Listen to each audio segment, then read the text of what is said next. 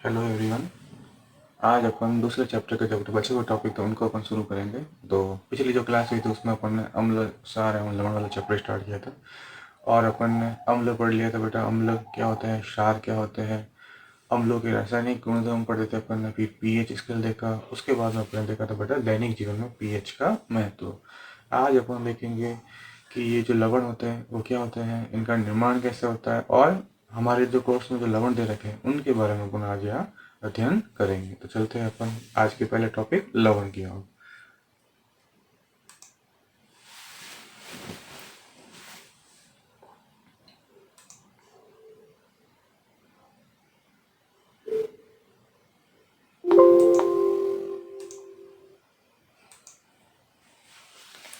लवण क्या होते हैं?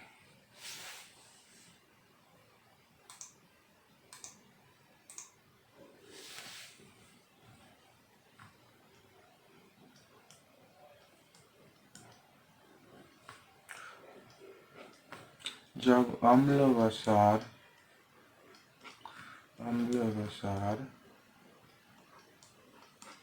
आपस में अभिक्रिया करते हैं तो आपका लवण प्लस जल बनता है। ठीक है, जैसे एक एग्जांपल लेते हैं अपन HCl प्लस NaOH गिव्स करके NaCl प्लस H2। ठीक है, तो यहाँ पे जो NaCl बना बेटा वो क्या है, आपका एक लवण, जिसको अपन बोलते हैं साधारण नमक और सॉल्ट भी बोलते हैं इसको। ये हो गया। ये जो अभिक्रिया है बेटा उसको अपन कहते हैं उदासीनीकरण।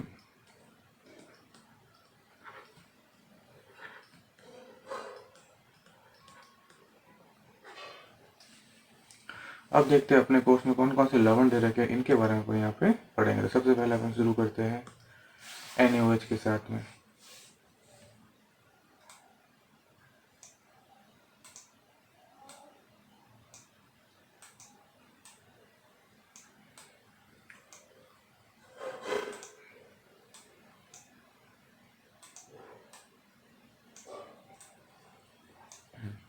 NaOH के बारे में आप बुक में दे रखा, सबसे पहले अपन पढ़ेंगे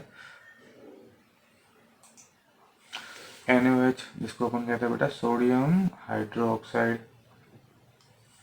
अब इसका निर्माण कैसे होता है, इसके निर्माण के लिए हमको याद रखना पहले तो ब्राइन विलयन क्या होता है।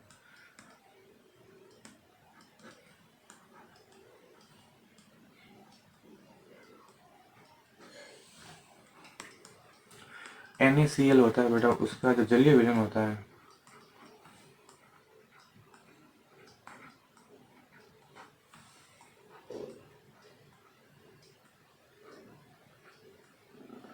NaCl का जो जलीय विलयन उसको बेटा अपन कहते हैं ब्राइन विलयन। ठीक है, इस ब्राइन विलयन के अंदर अगर अपन जब क्या करेंगे, विद्युत धारा प्रवाहित करेंगे तो हमें क्या मिलेगा, आपका सोडियम हाइड्रोक्साइड उत्पन्न होगा। इस प्रक्रिया को अपन कहते हैं क्लोर क्षार अभिक्रिया। याद रखना है, बहुत ही इंपॉर्टेंट टॉपिक है क्लोर क्षार प्रक्रिया। क्लोर क्षार प्रक्रिया क्या होती है, आपके एग्जाम में आता रहता है बार बार, तो आपको अच्छे से यहाँ पे याद करना है क्लोर क्षार प्रक्रिया। तो यहाँ पे अपन देखेंगे क्लोर क्षार प्रक्रिया। अब देखो यहाँ पे क्या है, जब अभिक्रिया करवाई गई यहाँ पे, तो देखो बेटा NaCl, उसके अपन जल अपघटन कराए यहाँ पे विद्युत अपघटन। तो देखो बेटा यहाँ पे बन गया आपका NaOH, साथ में बना क्लोरीन गैस और यहाँ पे बना आपकी हाइड्रोजन गैस। ठीक है, अब इस अभिक्रिया में क्या हो रहा है बेटा, एक तो बन रहा है आपका NaOH जो क्या होता है क्षार। NaOH क्या होता है क्षार। दूसरा यहाँ पे क्लोरीन बनी,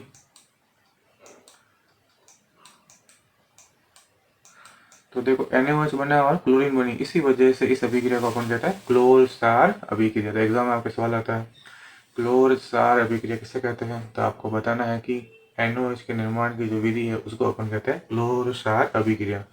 इस अभिक्रिया में NaCl के जलीय विलयन का विद्युत अपघटन करवाया जाता है तो आपके NaOH बनता है, हाइड्रोजन गैस निकलती है और क्लोरीन गैस निकलती है। चूंकि यहाँ पे जो दो उत्पाद बन रहे बेटा कौन कौन से, एक तो है NaOH जो क्या है एक स्टार है, और एक क्या बन रहा है आपकी क्लोरीन गैस, ठीक है। इसी वजह से इस अभिक्रिया को अपन कहते हैं क्लोर स्टार अभिक्रिया।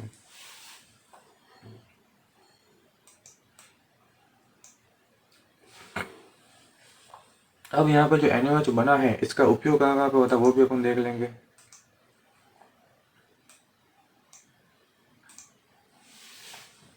यहाँ पे जो हाइड्रोजन बना है उसका ऊपर ईंधन के रूप में हो सकता है। क्लोरीन का जो उपयोग है वो जल की स्वच्छता है, PVC के निर्माण में, CFC के निर्माण में। HCl जो बना है उसका जो निर्माण है आपकी इस्पात की सफाई में, और NaH का जो उपयोग है वो है धातुओं से ग्रीस हटाने में, साबुन बनाने में, कागज बनाने में किया जाता है यहाँ पे। और ये क्लोरीन जो गैस बनती है इसका उपयोग आगे विरंजक चूर्ण बनाने में भी किया जाता है, ठीक है।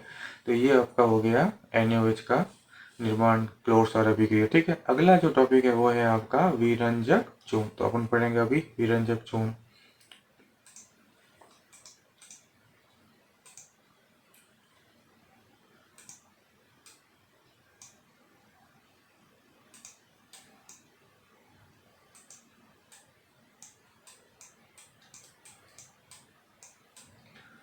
हाँ, तो विरंजक चूर्ण क्या होता है इसके बारे में अपन यहाँ पे पढ़ेंगे।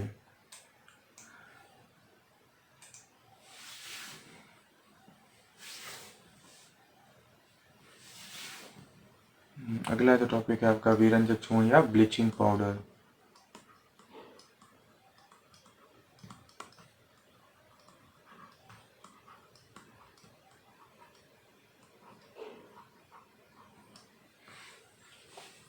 शुष्क बुझे हुए चूने पर, जो चूने का जो पानी होता है CaOH का होल ट्वाइस, उसके ऊपर अगर अपन क्या करें क्लोरीन गैस प्रोवाइड करें तो आपका बन जाएगा ये विरंजक चूर्ण, जिसको अपन कहते हैं कैल्शियम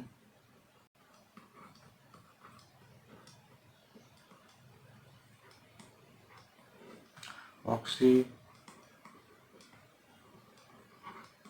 क्लोराइड।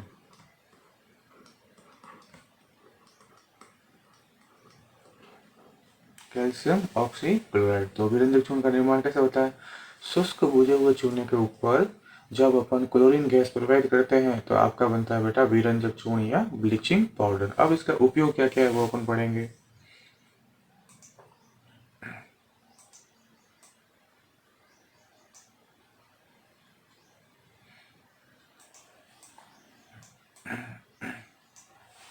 अब इसके उपयोग बेटा देखो, वस्त्र उद्योग में सबसे पहला जो उपयोग है वो है इसका, वस्त्र उद्योग में सूती व लिनन के विरंजन में, रंग उड़ाने के लिए, कागज की फैक्ट्री में भी किया जाता है, लकड़ी के मज्जा परिवर्तन में, और रासायनिक उद्योगों में एक उपचाय के रूप में। क्योंकि यहाँ पे बेटा क्या होती है, जो कैल्शियम क्लोर ये जो होता है विरंजक चूर्ण, इसके अंदर से क्या निकलती है बेटा, मुक्त ऑक्सीजन निकलती है जो क्या करती है विरंजन में काम आती है। तो ये एक ऑक्सीकारक भी है, आपको याद रखना है।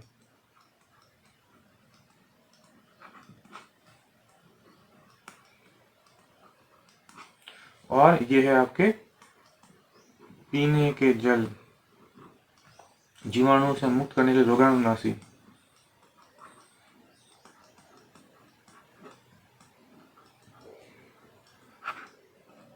तो ये आपके विरंजक चूर्ण के कुछ उपयोग है। अगला जो आपका जो है वो है बेटा आपका बेकिंग सोडा या खाने का सोडा।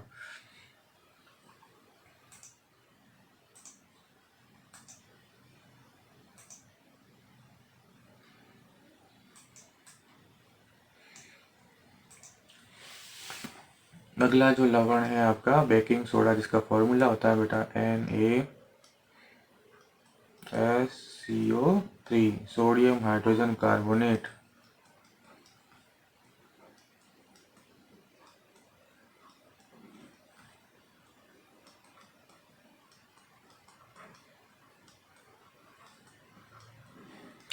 इसका जो रासायनिक नाम होता है वो होता है सोडियम हाइड्रोजन कार्बोनेट, आपको याद रखना है।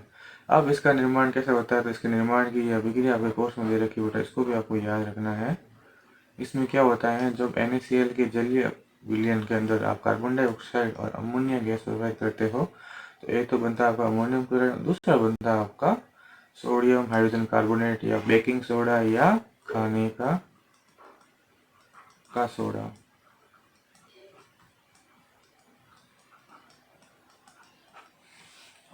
ये दुर्बल असंक्षारक अम्ल, मतलब ये संक्षारण में सहायक नहीं है, दुर्बल असंक्षारक क्षारक है।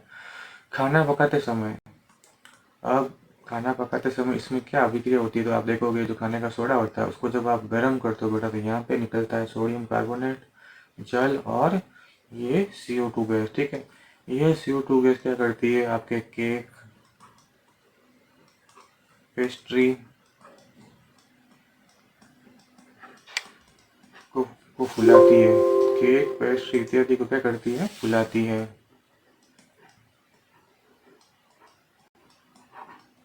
स्पंजी बनाती है उसको। अब इसके उपयोग क्या क्या है, तो इसके जो उपयोग है बेटा वो है, पहला उपयोग आपका बेकिंग पाउडर बनाने में। अब आपसे ये भी पूछ सकते हैं एग्जाम में कि बेकिंग पाउडर किन किन चीज़ों का मिश्रण होता है, तो आपको लिखना है जो बेकिंग पाउडर होता है वो होता है आपका बेकिंग सोडा प्लस टार्टरिक अम्ल का। ठीक है, अब इस अभिक्रिया से उत्पन्न जो CO2 है, इसके कारण क्या होता है, पाव, रोटी या केक में खमीर उड़ जाता है तथा इससे ये मुलायम व स्पंज हो जाती है। यह एंटासिड का संघटक है, क्योंकि ये आपको पता है ये क्या है, एक क्षारीय पदार्थ है। तो ये एंटासिड, एंटासिड मतलब जो क्या करते हैं, अम्ल के प्रभाव को क्या करते हैं, उदासीन करते हैं। इसका उपयोग सोडा अम्ल अग्निशामक यंत्र में, क्योंकि इनकी अभिक्रिया से कौन सी गैस उत्पन्न होती है, CO2 गैस उत्पन्न होती है। इसी वजह से इसका जो उपयोग होता है वो होता है आपका सोडा अम्ल अग्निशामक में। ठीक है, तो ये तो हो गया आपका बेकिंग सोडा। अगला जो है आपका लवण वो है बेटा आपका धोने का सोडा। तो अपन चलते हैं अपने अगले लवण की ओर, धोने का सोडा।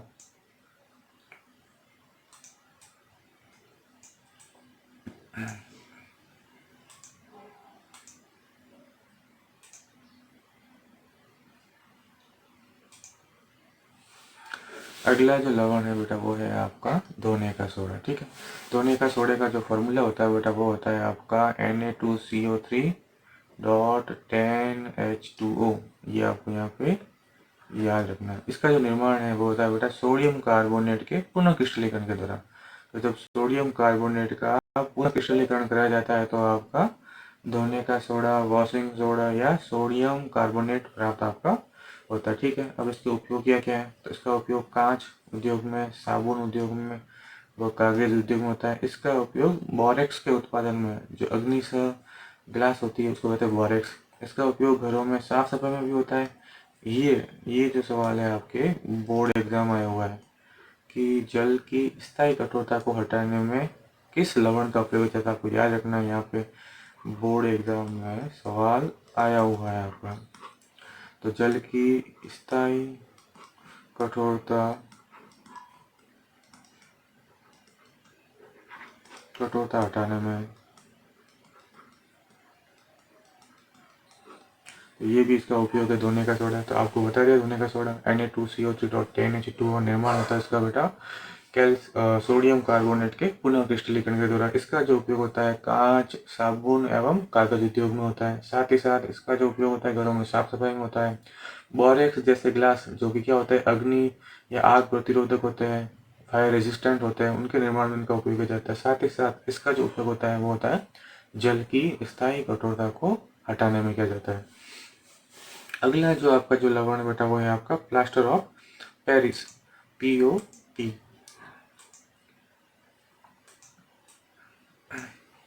प्लास्टर ऑफ पेरिस का निर्माण कैसे होता है ये अपन देखेंगे यहाँ पे। प्लास्टर ऑफ पेरिस या POP। अब जिप्सम को 373 केल्विन पे आपको याद रखना है, जिप्सम को कितने तापमान पे गर्म करना है, 373 में। ये क्या करता है, जल के अणुओं को त्याग कर कैल्शियम सल्फेट हेमीहाइड्रेट या अर्ध हाइड्रेट, इसका जो प्लास्टर ऑफ पेरिस का जो फॉर्मूला होता है वो होता है आपका CuSO4.12H2O। इसको अपन बोलते हैं बेटा कैल्शियम सल्फेट हेमीहाइड्रेट या कैल्शियम सल्फेट अर्धहाइड्रेट, इसी को अपन कहते हैं बेटा प्लास्टर ऑफ पेरिस। इसका निर्माण कैसे होता है, जिप्सम को 373 केल्विन को जब गर्म करते हैं तो ये क्या करता है, जल के अणुओं को त्यागता है और आपका पीओपी प्लास्टर ऑफ पेरिस बनाता है।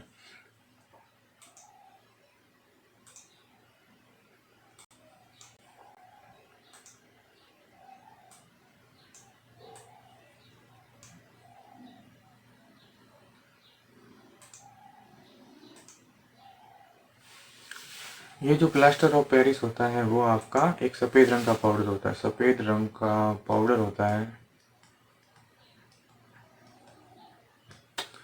इसमें अंदर जब अपन जल मिलाते हैं तो ये क्या हो जाता है, पुनः जिप्सम में बनकर क्या हो जाता है, ठोस बन जाता है। तो आप लोगों ने देखा होगा जब भी अब हमें चोट लगती है तो हम जब हमारा प्लास्टर करवाने जाते हैं तो डॉक्टर क्या होता है, वाइट कलर का पाउडर निकालता है। ठीक है बेटा, उस वाइट कलर के जो पाउडर होता है उसके अंदर वो पानी मिलाता है और वो आपके जहाँ भी लगी है उसके ऊपर वो उसका प्लास्टर करता है। ठीक है, तो आप लोगों ने नोटिस किया होगा जब वो स्टार्टिंग में लेता है तब तो क्या होता है, वो पाउडर फॉर्म होता है, लेकिन जैसे ही वो क्या करता है, वो उसके अंदर जल मिलाता है तो वो क्या हो जाता है, कठोर हो जाता है। तो यहाँ पे जो बेटा पाउडर था वो क्या था, आपका प्लास्टर ऑफ पेरिस पीओपी।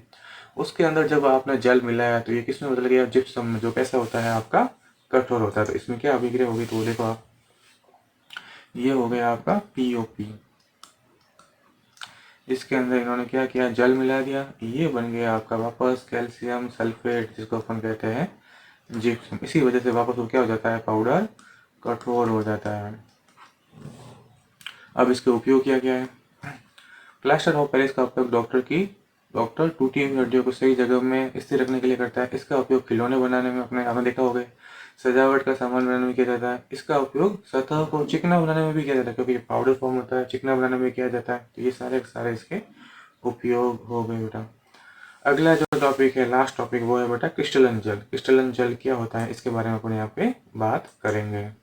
तो कोई भी जो लवण होता है उसका इकाई सूत्र लिखने के लिए, उसका एक फॉर्मूला लिखने के लिए हमें कुछ जल के निश्चित अणुओं की संख्या की जरूरत होती है, उसी अपन कहते हैं बेटा क्रिस्टलन जल। तो इसकी जो परिभाषा होगी वो होगी आपकी, लवण के इकाई सूत्र में जल के निश्चित अणुओं की संख्या को क्रिस्टलन का जल कहते हैं। जैसे आप देखोगे कॉपर सल्फेट, तो इसके पास 5s2, मतलब क्रिस्टल के जल के कितने अणु, 5 अणु। इसी तरह से देखो आप सोडियम कार्बोनेट या धोने का सोडा, इसके अंदर 10 अणु होते हैं जल के। साथ ही साथ ये देखो जिप्सम, इसके अंदर जल कितने अणु है, 2 अणु। तो ये जो इसके पीछे जो बेटा अणु लिखे हुए हैं इसी को अपन कहते हैं क्रिस्टलन जल। तो ये अपना चैप्टर हो गया पूरा। अभी अपन इसके इसी चैप्टर के जो इम्पोर्टेंट सवाल है बोर्ड में आए हुए उनको अपन सॉल्व करेंगे। ठीक है, तो चलते हैं अपने अगले टॉपिक, जो बोर्ड के इम्पोर्टेंट क्वेश्चंस वगैरह और इस एनसीईआरटी में जो क्वेश्चन दे रहे हैं उनको अपन यहाँ पे आज पढ़ेंगे।